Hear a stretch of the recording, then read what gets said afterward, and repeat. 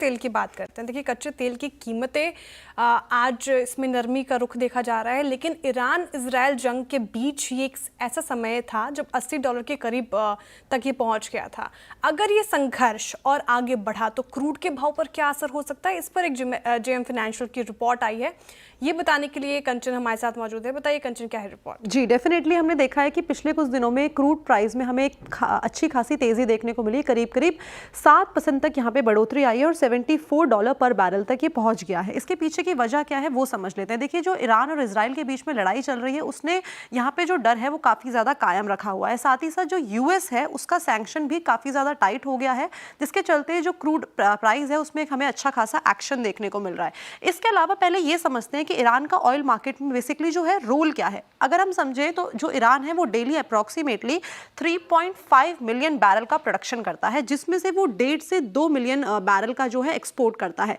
अब अगर यहाँ पे आधे से 1 मिलियन बैरल में भी कहीं ना कहीं डिस्ट्रप्शन आता है तो जो क्रूड का भाव है वो हमें $5 से $10 तक बढ़ता हुआ देखने को मिलता है। इसके अलावा स्ट्रेट ऑफ हॉर्मुज़ जो कि सबसे बड़ा ऑयल रूट है उसमें एक रिस्क फैक्टर जो है वो बनता हुआ दिखाई दे रहा है। अगर आप देखें तो दुनिया का 20 से 25% जो ऑयल और एलएनजी है वो इसी पैसेज से गुजरता है। अब अगर ईरान इस रूट को ब्लॉक कर देता है तो जो ग्लोबल ऑयल सप्लाई चेन है वहां पे हमें एक बड़ा डेंट पड़ता हुआ दिखाई दे सकता है। इसके अलावा ऑयल प्राइस का आगे का आउटलुक क्या है ये समझ लेते हैं जेएम फाइनेंशियल में।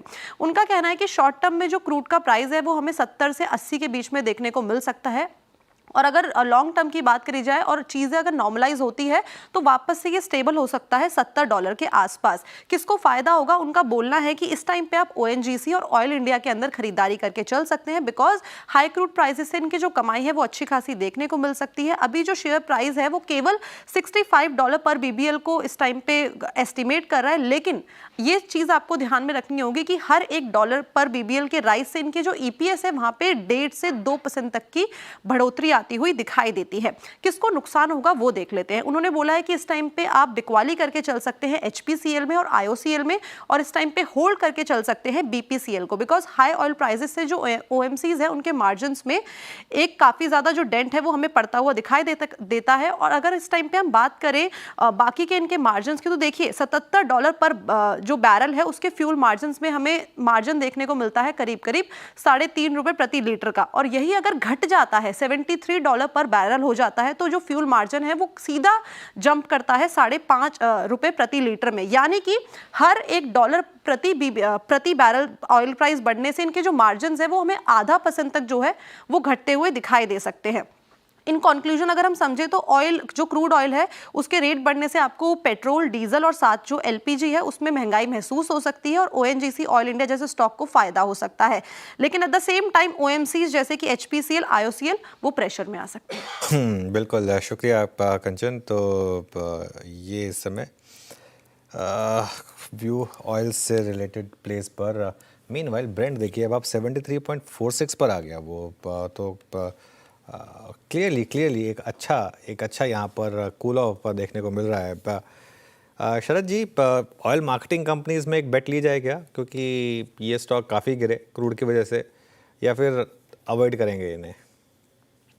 नहीं, मुझे लगता है देखिए स्ट्रक्चरली जैसा डिमांड सिनेरियो और सब बना हुआ है ऑयल के लिए, टेम्पोररी ऐसे ब्लिप्स तो आएंगे जियोपॉलिटिकल टेंशंस की वजह से, बट मेरे हिसाब से जिस टाइप का कितना $5-10 की रैली हमने नीचे से देख ली है, तो हाई प्रोबेबिलिटी है कि ये सस्टेन नहीं होगा, और अगर ऊपर जाता भी है तो मैक्सिमम ये 5-10 दिन जब तक ये लड़ाई झगड़े चलते हैं तब तक ये चलेगा।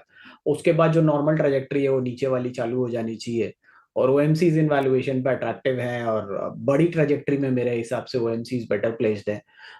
तो हालांकि जो ईएनपी कंपनीज हैं वहां भी मुझे नहीं लगता कि ये वैल्यूएशन में ओएनजीसी ऑयल में ज्यादा कुछ खोने को है, बट ओएमसीज में मुझे लगता है ये कॉन्ट्रा ट्रेड आपको लेना चाहिए इन लेवल्स पे, और यहाँ से अगर $1-2 ऊपर भी ऑयल जाता है तो वहां पे वापस अगर आपको डिप मिलती है तो ओएमसीज को एक्यूमुलेट करना चाहिए।